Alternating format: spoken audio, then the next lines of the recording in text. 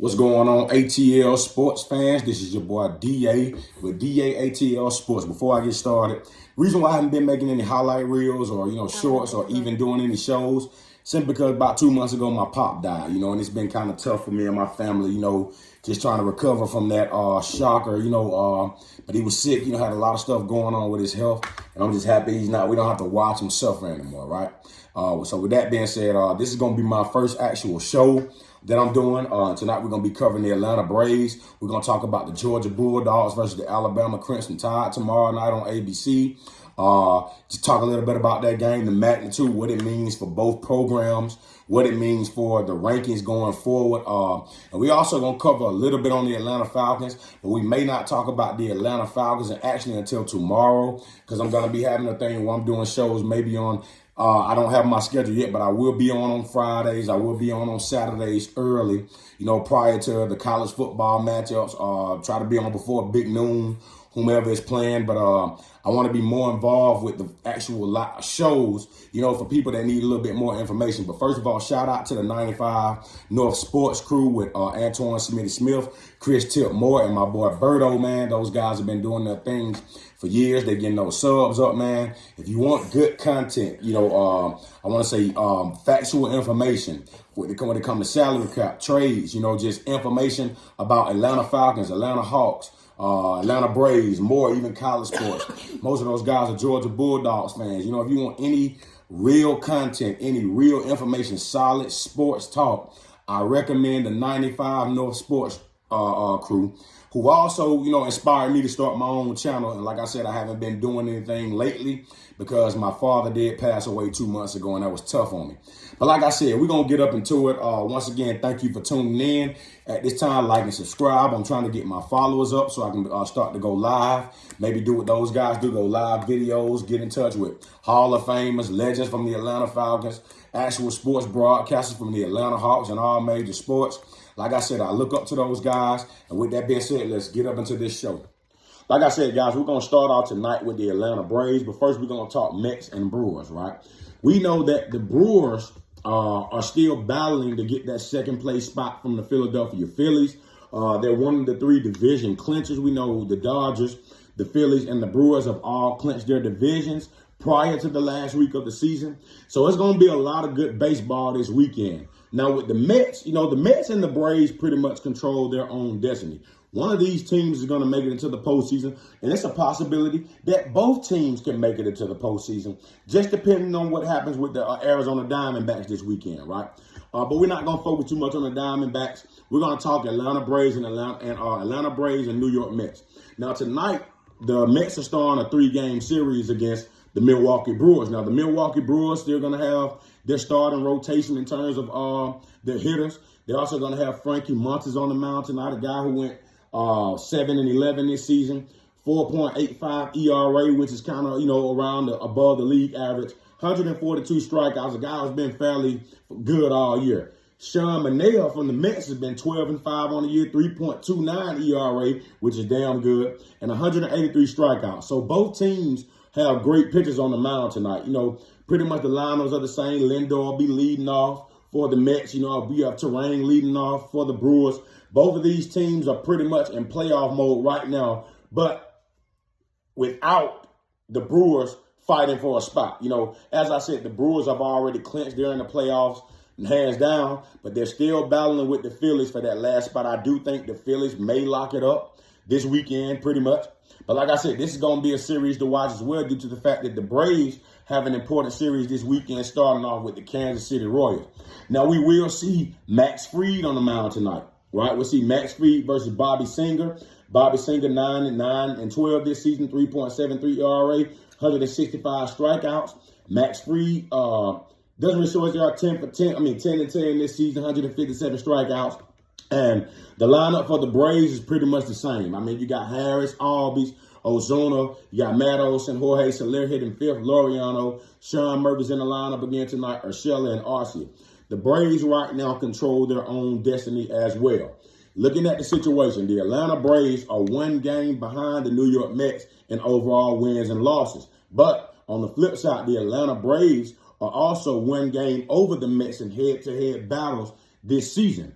So the way I see this going, if the Atlanta Braves get a sweep this weekend, they'll only need one win pretty much. That's if the Mets lose 2 out of 3 or if they get swept. Now, if the Mets get swept, I think they'll still have to play one game against the Braves due to the fact that the Mets do get swept and the Braves sweep the Royals. The Braves will only be up 2 games, which would still give the Mets an opportunity to clinch that spot by winning both of the games on Monday. However, if the Braves get a sweep and the Mets lose 3, which I doubt the Mets will get swept, if the Mets get swept this weekend, the Braves will only need one win on Monday in the doubleheader to clinch the wild card spot. Because and they will probably still play the second game as well due to the fact that, based on what happens with Arizona, the Mets can still get in the playoffs. So 3 of these teams, with these 3 teams, like I said, they all control their own destiny pretty much, right?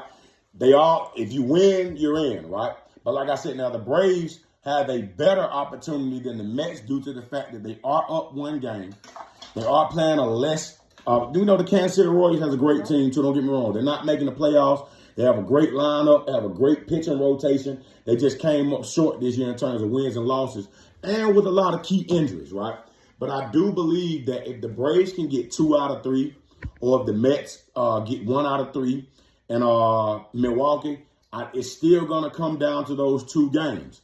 But if they go into Monday tied, if the Mets get 2 out of 3, the Braves get a sweep, or the Mets lose 2, the Braves win 2, they will be tied going into Monday. That means that if the Braves win 1 game, they will have the spot. So like I said, this is a huge weekend in baseball, especially for our home team, Atlanta Braves.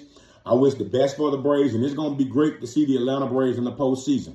A lot of folks may say, well, the Braves have been up and down this year. Yes, they have. But, Spencer Strider got hurt early. Austin Riley's out for the season, which we recently found out he's going to be out for the season. But Ozzie Albies has returned. Michael Harris has been hot since he returned. Since they brought Jorge Soler back, that he's been hot. So if you look at this Atlanta Braves team, this is very similar to the 2021 season when the Atlanta Braves won the World Series, right? Tons of injuries, key injuries. They brought in Jock Peterson, Jorge Soler, Eddie Rosario. But also with the Braves, you look at this bullpen. We got to think about this, guys. The Atlanta Braves are deep. They have probably the deepest pitching rotation in baseball. Now, we know when it comes to postseason, teams are going to score. You look at the history of postseason baseball. Teams score a lot of runs in the postseason. The adrenaline rush comes. Postseason baseball is probably the most exciting time for baseball all year long. Me as a baseball fan, I watch it all year long, from spring training all the way through late October when the World Series comes. But we know in postseason baseball, teams are going to score. But the Braves rotation, look at their starters: Fried, Sale, Reynaldo Lopez, Swellenbach, Chris Sale, who's arguably the Cy Young winner in my mind, right? You look at the rotation. You got A.J. Minter, Joey Menez, Jesse Chavez, Pierce Johnson, Luke Jackson, Dylan Lee, Grant Holmes, Bummer. You look at this rotation. A lot of their bullpen guys can actually come in a postseason game during a bullpen day and give you 4 or 5 solid innings. If they go 5.5, obviously they'll get a win, but give you 4 or 5 solid innings. And with this strong pitching rotation, their bullpen, if you can get one of these back, because they're going to be a lot of bullpen days when it comes to baseball. When it comes to postseason baseball, about when you get up into the championship league series, NLCS, ALCS, even sometimes in the divisional series, a lot of people probably going to have a few pitchers down, in which most of the teams that have clinched have a few key guys down. But, when it comes down to their bullpen, the Braves have the advantage. And I do believe, and think about this team they've had stretches this season where they may go a solid 7-game stretch, whether it be 5-2, whether they go 7-6 in a stretch, whether they go 10-3 in a stretch. I think their best stretch might have been 10-3, and that was between late July and early August, maybe early August into late August. But the Braves haven't peaked all year yet. And this is going to make them a very dangerous team going into October due to the fact that at some point in a season, a team has to peak. right? They have to go on a legit hot streak. We talking about Atlanta Braves last year where they have 23 and 4 months. They will have 17 and 8 months, right? 10, you name it, 20 and 5 months, right? The Braves have been known to go peak at some point during the season. And Ozuna has been hot all year. We know one of the most consistent guys we'll see is Matt Olson. Matt Olson, if he has a slump, it's only for a few days, right? Only for a few days. But like I said, this Atlanta Braves team is set up to be good this October, right? So with that being said, we're going to go ahead and move on to the Georgia Bulldogs and the Alabama Crimson Tide. This week as you prepare to take on the Dogs? Yeah, to me, it's all about us. It always needs to be that way, and focusing on what we do best, who we are, and just the work that goes into it. And I love the way our guys kind of carry the mantras, they carry the messaging. I think they believe in it. And so, again, we're attacking every day, making the most of every opportunity, each and every practice, each and every rep. But most importantly, we just got to be us. Yeah, there's no question about it. All right, so if I talk to you Saturday night, perfect case scenario, what will you have done right, Georgia has done right to win that football game? Outstrain, out effort, win the line of scrimmages, and don't turn the ball over. I mean, those are all things that you could say every game, and that's not going to be any different in this game. We've all asked questions, and we're back. Now we're going to get up into Georgia versus Alabama. Now, first of all, I'm going to start this off by saying I'm not biased when it comes to sports, right? When it comes to who my favorite teams are, I'm not biased. If you're going to be a content creator, you must not be biased in terms of your content, right? Of course, you can have a favorite team because, truth be told, I'm from Atlanta, born and raised. I love every team in Georgia except for the Georgia Bulldogs. However, I do like to look at the Georgia Bulldogs. I know good football when I see it. I respect Kirby Smart. He's one of my favorite defensive-minded coaches in the country. Of course, he's the head coach of UGA. But Kirby Smart is a very smart guy in terms of defense. Of course, offensively, he spent years at Alabama stopping some of the best offenses in the country, against some of the best quarterbacks in the country, against some of the best running backs in the country, right? And the list goes on and on. But however, I am an Alabama fan. I grew up a Bama fan. Still going to always be an Alabama fan. And I promise you, talking about this game, I am not going to be biased. I'm only going to deal with the facts of the things that we see. Now, we go back to the 2023 SEC Championship. The difference in the football game was the size matchup for Alabama and Georgia. Don't get me wrong. Georgia has some of the best edge rushers and D tackles in football. Some of the best linebackers, if not the best front seven in the country. We know who they recruit. We know about the guys, Jalen Carter. We know about the Jordan Davises, the Kobe Deans. We know about Quay Walker, Trayvon Walker. We know about all those guys for Georgia. This is the type of talent that Georgia brings in on a yearly basis. And when you look at their depth chart, the next guy is the next guy up in terms of continuing the cycle, right? But it's the same thing down there in Tuscaloosa, Alabama, right? And what I notice about Georgia fans, you guys speak as if you guys have been kicking Alabama's ass for the longest, right? Now, don't get me wrong. You guys did beat Alabama in the national championship, but don't forget, in 2018, Alabama beat Georgia in the national championship. So all time, they're 1-1 against each other in the national championship game.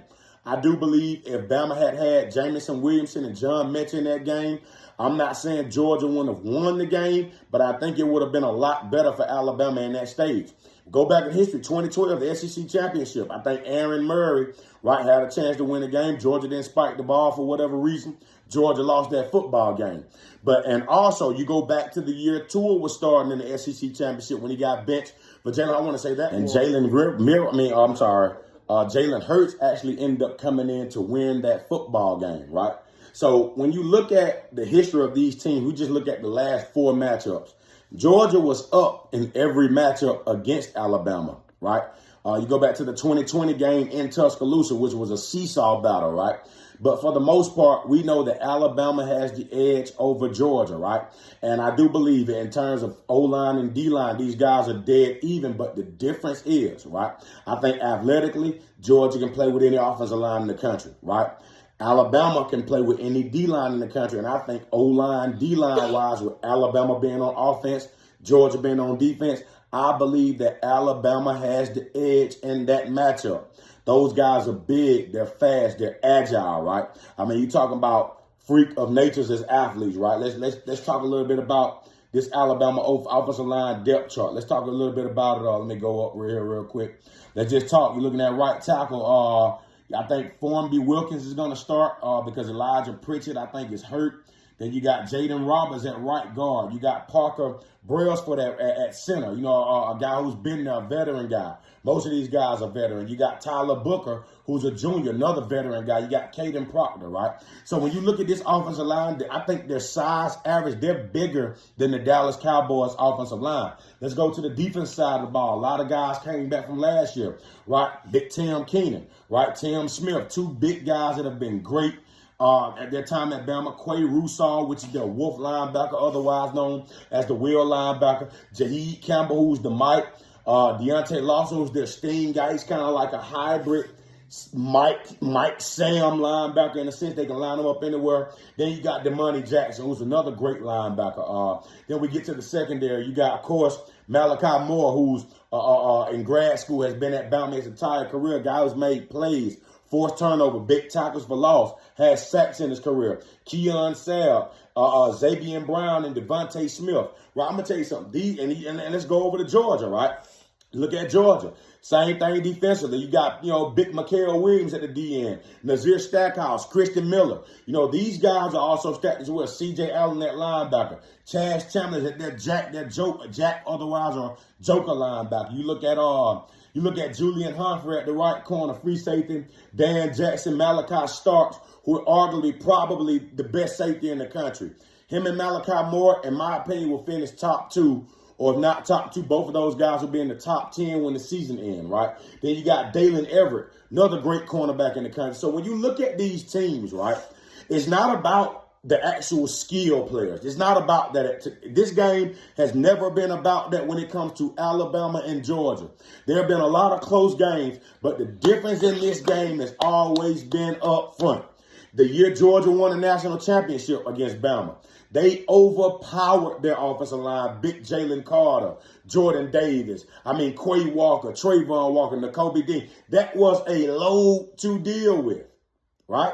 That was a load to deal with. But let's go back even farther, back to the SEC championship. Like I said before, when Tua was benched, these teams have always been stacked. Alabama had a Tim Williams on that defense. I want to say Will Anderson Jr. was a freshman that year. These teams have always been loaded, right? And like I said, going into this game, it's going to come down to three factors, right?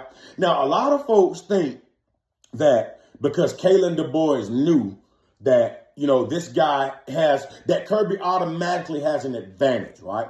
I don't think that's the equation, guys. You got to understand something. Kalen DuBois is one of the smartest offensive-minded coaches I have ever seen. Just like Kirby Smart, who's the head coach, as well.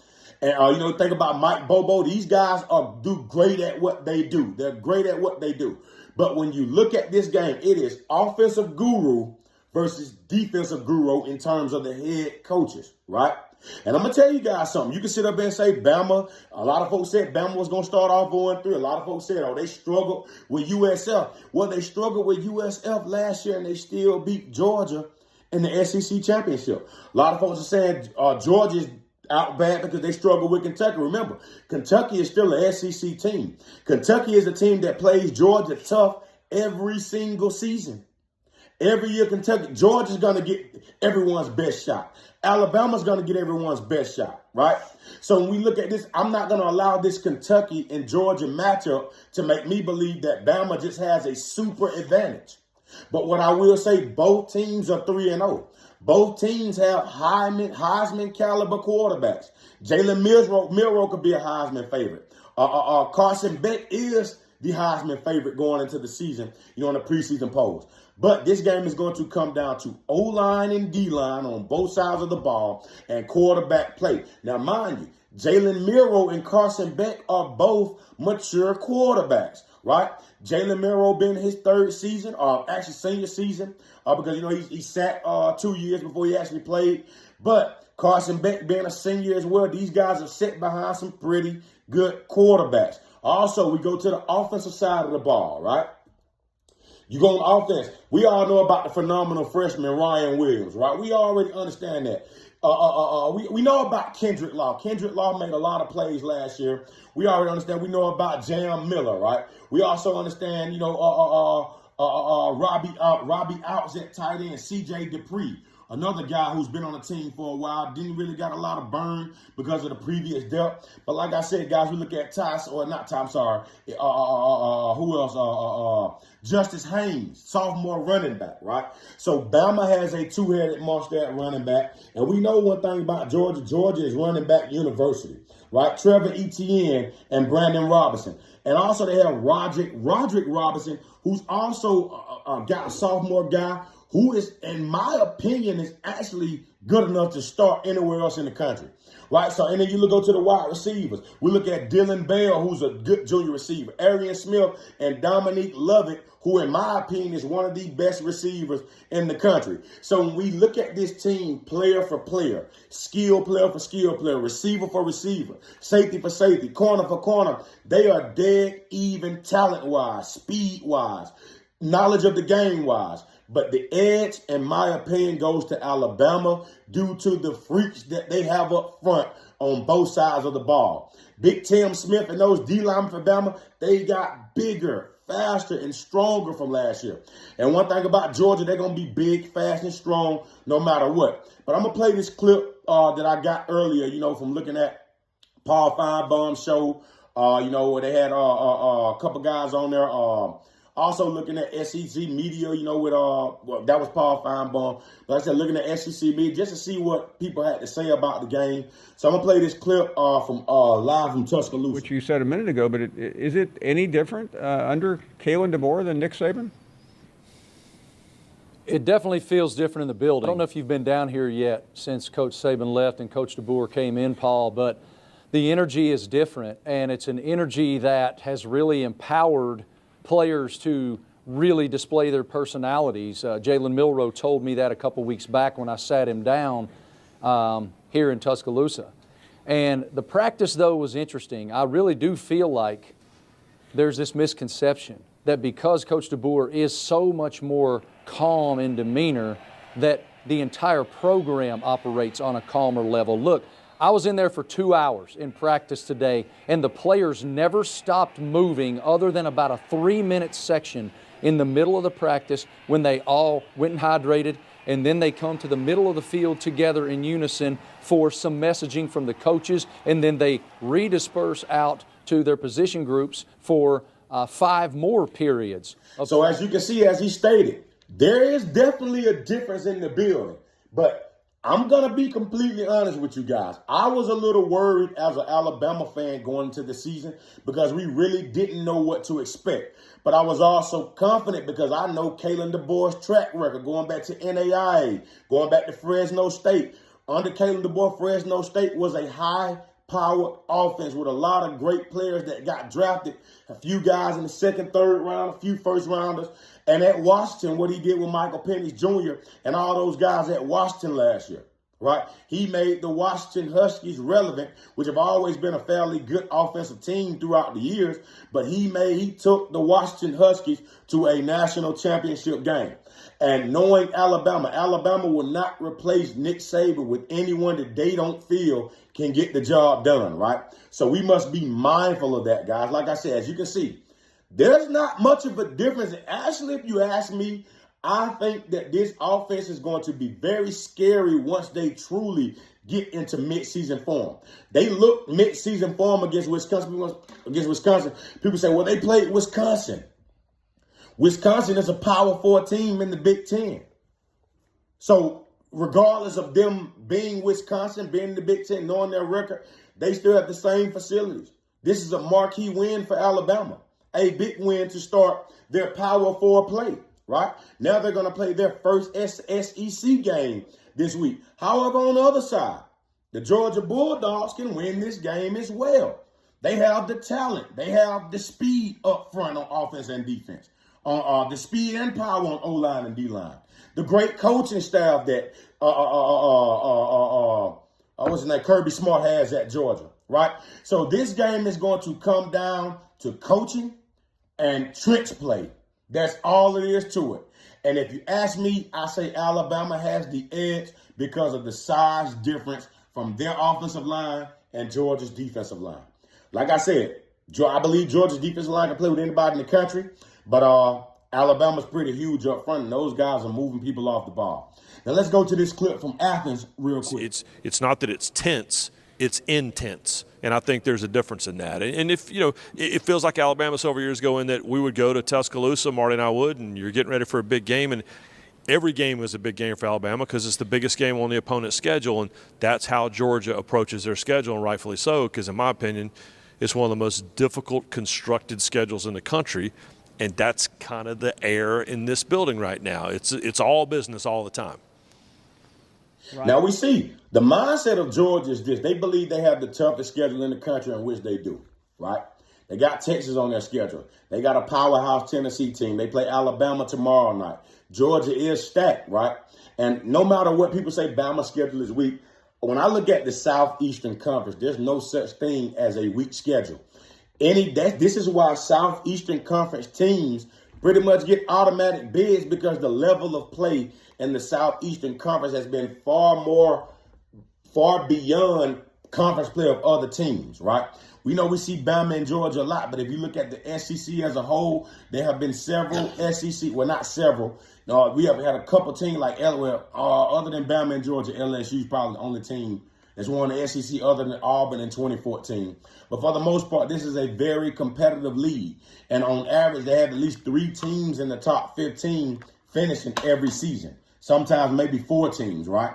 You also look at an Ole Miss team who's arguably the best team in the country, could be the best team in the country. But we know they have to prove themselves against Alabama in the West, in which they've got the division play out of the way. And adding Texas and Oklahoma to this conference made this conference that much better, made the recruiting that much tougher, that much more exciting, right? So as a college football fan and primarily an SEC fan, this is the marquee matchup of the entire weekend, and this could be game of the year, right? So with that being said, I'm going to play this last clip from Stephen A. because the pressure last thing I want to say, out of the last couple times Georgia and Alabama has played, I think out of the last 5 games, Alabama has been the underdog in 3 out of the last 5 games, right? And that's including the 2 games in 2021, both the SEC championship and the national championship, January 2022, right? So with that being said, I'm going to play this last clip from Stephen A. I'm going to come back with closing remarks. But before I go, for those who believe Alabama is going to win the game tomorrow, put an A down in the comment box. For those who believe Georgia is going to win, put a G down in the comment box. Feel free to put your comments down in the box. Also, don't forget to like and subscribe. With that being said, I'm going to play this clip and I'm going to come back and close it out. Just win. And Caleb, boy, you better win. You better win. This is Alabama. You understand? You decided to take over this job. You decided to be the successor to Nick Saban. 6 national titles, just in case you didn't. 9 SEC titles, just in case you forgot, okay? You were sitting up there. You won 90% of your games at 4 different stops as a head coach. So why you going to come to Alabama and lose? This ain't time for that. This ain't time for that, okay? You got Milroy. You got Jamarian Miller. You got a crew of wide receivers, okay? Handle your business. Handle your business. You stomped Wisconsin the way that you were supposed to, treating them like the fair-weather stepchildren they are compared to you. Now you're going up against Georgia. I understand this. 2-time national champion was going for it last year, too. What happened? They got derailed by Alabama. This is what it is. Because when Kirby Smart is going up against this school, it's a little bit different, okay? Now, as you can see, Stephen A. Smith makes a valid point, right? Kirby has to prove that he doesn't have an Alabama problem, right? He has to prove that he doesn't have an Alabama problem. A lot of folks are saying that, well, Nick Saban is gone, so Kirby's going to dominate the SEC. Nick Saban's gone, so Bama's no longer going to dominate Georgia, right? But the pressure is on Kirby Smart, right, to go and get the job done, right? On the Alabama side of the ball, the pressure is on Kalen DeBoer. You took the job over after the great Nick Saban retired. I do believe that Nick Saban believes he passed the torch to the right guy, but the pressure is on Kalen DeBoer to prove this is not a fluke that you were hired. You were hired for a reason because the University of Alabama believes that you can continue the trend of national championship hopes. This team is always playing, always believe they have a national championship every year. And whether people believe it or not, truth be told, if you look at every national champion outside of Alabama, ever since the college football playoff have started, they have all had to do one thing. At some point in their season, they had to beat Alabama. You go back to the very first college football playoff. Ohio State beat Alabama in the Sugar Bowl to get to the national championship to beat Oregon with Marcus Mariota. You go to the next year, Alabama ended up beating Clemson, but Clemson had to play Alabama for a chance to win the national championship. The year after, Clemson beat Alabama in the national championship game. That was 2017. 2016. 2017, LSU won the national championship game. What did they do? They went to Tuscaloosa, won a shootout game with Alabama, went on to beat Clemson in the national championship game. 2018, Alabama and Georgia. Georgia played Alabama. Alabama won the national championship in 2018. Georgia had to play Bama for a chance to win the national championship. 2019, they didn't make the playoffs. But who won the national championship that year? It was Clemson that won that year, I believe, with Trevor Lawrence. Was it Clemson? I'll get back to that. 2020, Alabama wins the national championship against Ohio State. 2021, Georgia beats Alabama for the national championship. 2022, Alabama didn't make the playoffs, so I scratched that year off. 2023, Michigan won the national championship. Who did they have to beat to win the national championship?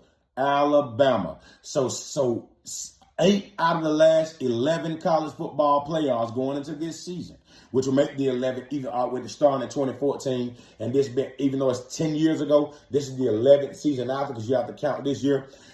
8 out of the last 11 national championship winners had one thing in common: they had to go through Alabama at some point during their season.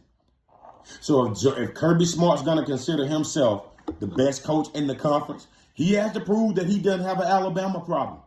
Kalen DeBoer has to prove that no matter that the coaching staff changed, he has a new staff, a new offense, he can continue the cycle at Alabama, which their goal is to beat whoever their opponent is, especially if the opponent is said to be better than them, and tomorrow, which will be the Georgia Bulldogs. So I hope you guys enjoyed the show tonight. Like I said, we have a controversial weekend of sports for Georgia this weekend. The Atlanta Braves, the Georgia Bulldogs, in which I'm not a fan, is still going to be big for the state of Georgia, and the Atlanta Falcons, in which I will not talk about tonight. I will come on and talk about the Atlanta Falcons tomorrow. It will be a pregame show breaking down the Falcons and the Saints, what both are the key points for the Falcons, things they have to do to win this game, to make corrections from last week in which they lost to the Kansas City Chiefs. But I'm looking forward to this game tomorrow night. I think it's going to be a dogfight. However, I do believe Alabama has the edge, and I think Alabama wins this game 27-17. With that being said, I'm signing off. Don't forget to like and subscribe. This is your boy with DA with DA ATL Sports. Your boy Boom. Like I said, look forward to seeing you guys later.